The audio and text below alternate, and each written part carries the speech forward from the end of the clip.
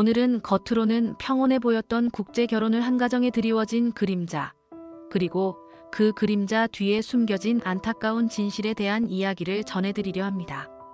사랑과 신뢰로 맺어진 부부의 연이 예상치 못한 방식으로 흔들린 사연. 오늘 이 이야기를 들려주실 영수 씨를 모셨습니다. 일부 평화 속 균열의 시작. 영수 씨는 베트남에서 온 아내 팜티 GM씨와 행복한 결혼 생활을 꿈꿨습니다. GM씨는 한국 생활에 잘 적응하는 듯 보였고 두 사람의 관계는 겉으로는 아무 문제 없이 행복해 보였죠. 몇 년이 지나 어느 날부터인가 GM씨의 휴대폰에 낯선 이름이 자주 오르내리기 시작했습니다. 바로 친척이라고 소개한 한 남성의 이름이었습니다. 처음엔 대수롭지 않게 생각했죠. 타지 생활 외롭고 가족들 보고 싶은 건 당연한 거 아니겠어요? 고향 사람 친척이랑 연락하면서 외로움 달래는 게 당연하다고 생각했어요. 제가 옆에서 흐뭇하게 바라봤죠. 아, 우리 아내가 한국에서 잘 적응하려고 노력하는구나 하면서요. 영수 씨는 GM씨가 그 남성을 자신의 친척이라고 설명했고 그녀의 외로움을 달래주는 존재라 여겨 만남을 허락했습니다. 하지만 시간이 갈수록 연락과 만남의 빈도는 눈에 띄게 늘어났습니다. 처음엔 가끔 통화하는 정도였는데 어느 순간부터는 거의 하루 종일 휴대폰을 붙들고 있더라고요. 밥 먹을 때도 잠자리에 들기 전에도 계속 통화를 하는 거예요. 제가 옆에 있는데도 아랑곳하지 않고요. 아무리 친척이라지만 너무 심하다 싶었죠. GM, 친척분하고 그렇게 오래 통화할 얘기가 많아 하고 물어보면 네 오빠. 가족들 안부도 묻고 한국생활 이야기도 해주고 그냥 수다 떠는 거예요. 하면서 특유의 애교 섞인 웃음을 지으니 더 이상 묻기가 미안했어요. 설마 하는 마음이 컸죠. 영수 씨의 마음속에 작은 균열이 생기기 시작했습니다. 사랑하는 아내를 의심하고 싶지 않았지만 점점 불안감은 커져만 갔습니다.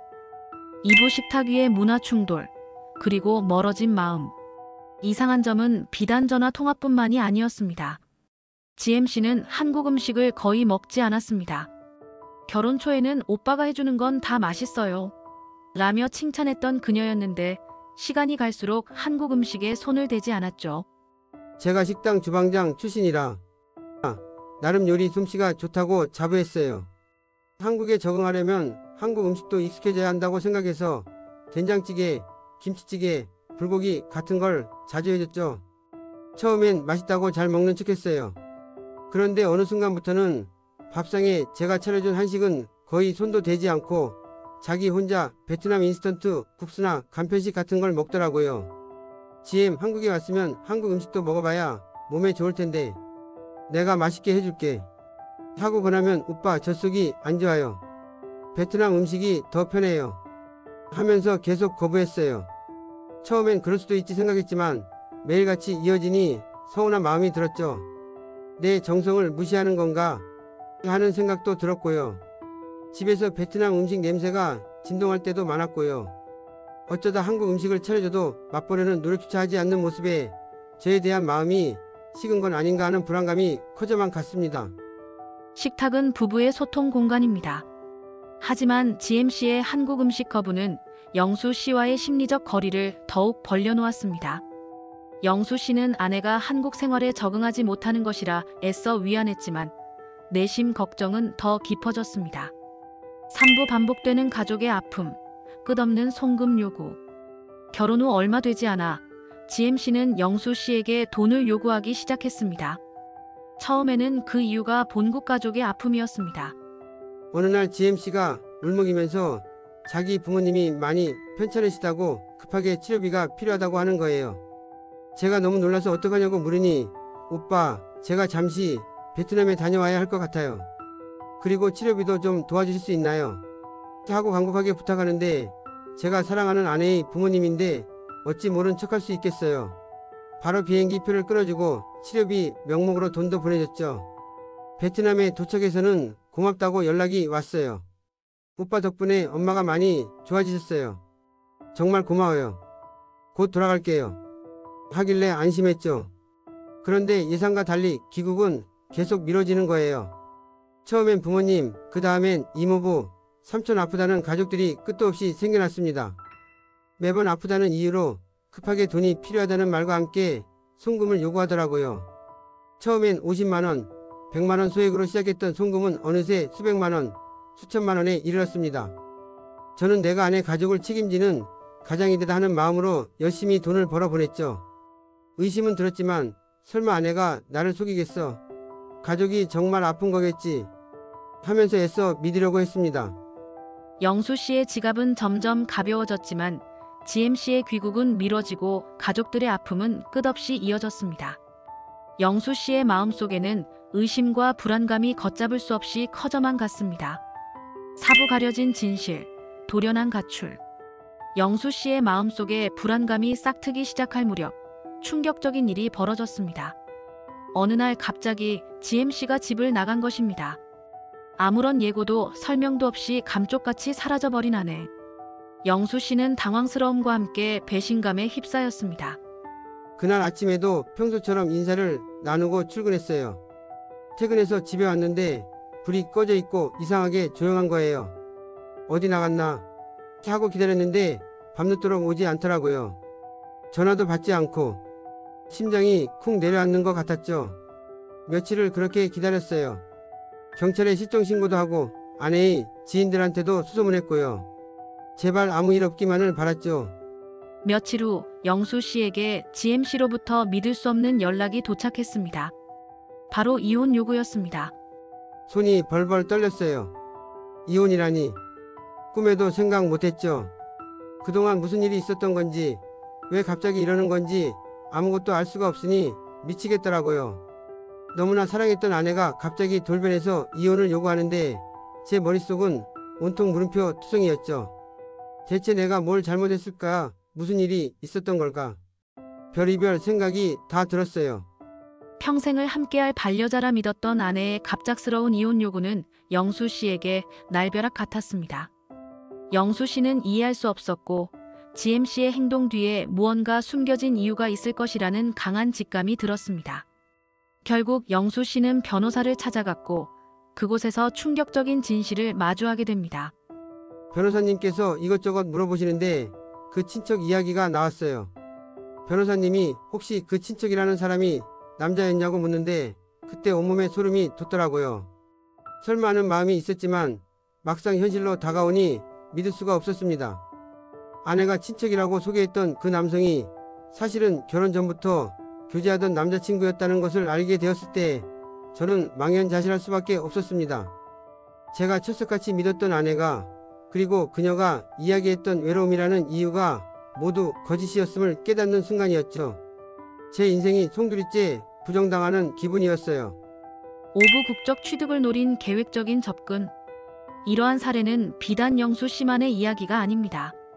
안타깝게도 한국 국적 취득을 목적으로 한 국제결혼 사기가 종종 발생하고 있습니다.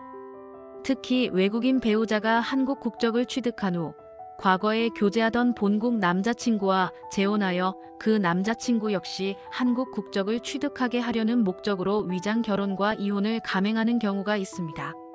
제가 당한 일이 이런 파렴치한 계획이 일부였다는 걸 알았을 때 너무나 큰 충격과 분노가 밀려왔어요. 제 진심 어린 사랑이 이렇게 이용당했다는 사실이 너무나 비참했습니다. 그저 한국 국적을 따기 위한 발판으로 제가 사용되었다는 생각을 하니 잠을 이룰 수가 없었습니다. 제 순수한 마음이 너무나 허무하게 느껴졌죠. 이러한 계획적인 접근은 피해자에게는 심각한 정신적, 물질적 고통을 안겨줍니다. 한 가정을 파괴하는 것을 넘어 순수한 사랑과 신뢰를 송두리째 흔들어버리는 악랄한 행위이기 때문입니다. 그냥 헤어지는 것도 힘든 일인데 이게 다 계획된 일이었다고 생각하니 제 삶 전체가 부정당하는 기분이었어요. 주변에서는 어떻게 그런 일을 당할 수 있느냐는 시선도 있었고 저 자신도 내가 그렇게 어수룩했나 하는 자책감에 시달렸습니다. 잠도 못 자고 밥도 제대로 못 먹고 말 그대로 지옥 같은 시간이었죠. 육부 이혼 후 대처와 법적 조언. 만약 이처럼 친척을 가장한 교제, 그리고 돌연한 이혼 요구로 고통받고 계신다면 어떻게 대처해야 할까요? 무엇보다 중요한 것은 초기 대응입니다. 배우자의 수상한 행동, 잦은 연락 등에 대한 증거를 확보하는 것이 중요합니다. 문자 메시지, 통화 기록, 사진, CCTV 영상 등 객관적인 자료들이 나중에 소송이나 피해 사실 입증에 큰 도움이 될 수 있습니다. 요즘은 메신저 앱이나 SNS 기록도 중요한 증거가 될 수 있으니 모든 의심스러운 정황을 기록해 두시는 것이 좋습니다. 저는 그때는 너무 경황이 없어서 이런 걸 모았어야 한다는 생각조차 못했어요. 나중에 변호사님께서 말씀해 주셔서 부랴부랴 통화 기록 같은 걸 확인했죠. 만약 미리 알았더라면 좀 더 철저하게 준비할 수 있었을 텐데 하는 아쉬움이 큽니다. 두 번째는 법률 전문가와의 상담입니다. 국제결혼 및 이혼은 일반 이혼과는 다른 복잡한 법적 절차와 고려사항이 많습니다. 이혼 전문 변호사나 국제결혼 관련 상담 기관을 통해 정확한 법률 조언을 구하고 자신의 상황에 맞는 최선의 해결책을 모색해야 합니다. 특히 외국인 배우자의 국적 취득 여부, 체류 자격 등에 따라 법률적인 접근 방식이 달라질 수 있습니다. 변호사님 덕분에 제가 어떻게 해야 할지 방향을 잡을 수 있었어요. 혼자서는 도저히 감당할 수 없는 문제였죠. 법적으로 어떻게 대응해야 할지, 제가 어떤 권리를 가지고 있는지 전혀 알지 못했거든요. 특히 국적 취득 목적의 위장 결혼이 의심되는 경우 이는 단순 이혼 문제를 넘어 형사적 처벌까지 이어질 수 있는 사안입니다. 위자료 청구, 재산 분할 등의 민사적 대응과 함께 사기 결혼이나 출입국 관리법 위반 등의 형사 고발 가능성도 검토해 볼 수 있습니다. 출입국 관리소에도 해당 사실을 알려 체류 허가 취소나 강제 퇴거 등의 조치가 이루어질 수 있도록 협조를 요청하는 것이 중요합니다. 7부 드러난 증거, 그리고 마지막 확인. 변호사와 상담 후 영수 씨는 흐트러졌던 마음을 다잡고 GMC의 수상했던 행동들에 대한 증거를 모으기 시작했습니다. 그리고 결정적인 단서들을 찾아냈습니다. 제가 요리사 출신이라 주방 식기들이 참 많아요. 그중 베트남 현지에서만 쓰는 독특한 모양의 식기들이 있었는데 저는 선물로 가져온 건 줄 알았어요. 그런데 이혼 과정에서 알아낸 건데 그 식기들이 한국 오기 전부터 그 남자친구랑 같이 살던 집에서 쓰던 거라고 하더라고요. 한국으로 들어올 때 가져왔다는 거죠. 그걸 듣고 나니 갑자기 한국 음식을 거부하고 자기 것만 먹었던 이유가 퍼즐 조각처럼 맞춰지는 거예요. 저랑 새로운 가정을 이루려고 한 게 아니라 처음부터 그냥 혼자 살림 차린 것처럼 행동한 거였죠. 또 GM이 한국에 온 지 얼마 안 돼서 베트남에 있는 가족들에게 용돈을 보낸다고 했었어요. 매달 50만 원씩 꼬박꼬박요. 저는 아내가 착해서 가족들을 위하는구나 생각했죠. 그런데 나중에 알고 보니 그 돈이 상당 부분이 그 남자친구에게 생활비로 들어갔다는 것을 알게 됐어요. 제가 매달 50만 원씩 벌어다 준 돈으로 GMC 진짜 남자친구가 베트남에서 생활을 하고 있었던 거예요. 제 돈으로 저를 속인 거죠. 심지어 베트남에 아프다며 치료비 명목으로 보내달라던 그 수천만 원이 돈들도 병원비로 사용된 내역은 거의 없다는 걸 알게 됐습니다. 알고 보니 그 남자친구와 함께 베트남에서 사업을 하거나 유흥비로 탕진한 경우가 대부분이었어요. 이런 사실들을 알게 될수록 제가 얼마나 초짜하게 속았는지 깨닫게 되면서 분노와 허탈감에 몸소리쳤습니다.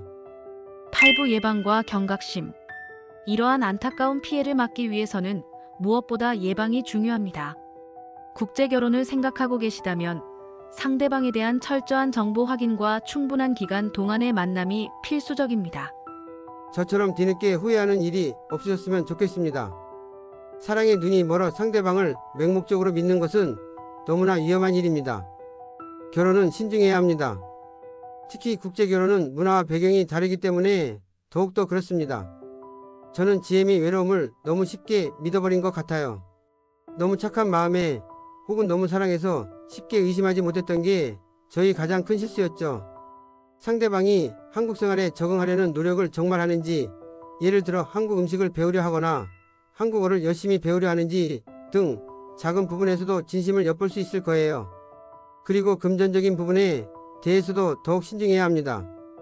아무리 사랑하는 사람이라도 출처와 목적이 불분명한 금전 요구에는 한 번 더 의심해보고 전문가와 상담하는 것이 현명합니다. 특히 가족의 아픔을 핑계로 반복적으로 그리고 고액의 송금을 요구한다면 반드시 의심해야 합니다. 병원 진단서나 치료비 영수증 등 객관적인 증빙 자료를 요구할 필요가 있습니다. 또한 정부와 관련 기관에서는 건강한 국제결혼을 위한 다양한 지원 프로그램과 상담 서비스를 제공하고 있습니다. 궁금한 점이 있다면 언제든 도움을 요청하시고 불법적인 상황에 대한 제보에도 적극적으로 참여해 주시길 바랍니다. 저도 이제는 다시 제 삶을 찾아가려고 노력하고 있습니다. 쉽지 않겠지만 저와 같은 피해자가 더 이상 생기지 않도록 제가 겪은 이야기를 나누는 것이 작은 보탬이라도 되었으면 좋겠습니다. 그리고 혹시 저와 비슷한 경험을 하신 분들이 있다면 절대로 혼자 힘들어하지 마세요. 주위에 도움을 요청하고 전문가의 조언을 구하는 것이 중요합니다. 마무리 당신의 이야기가 희망이 되도록.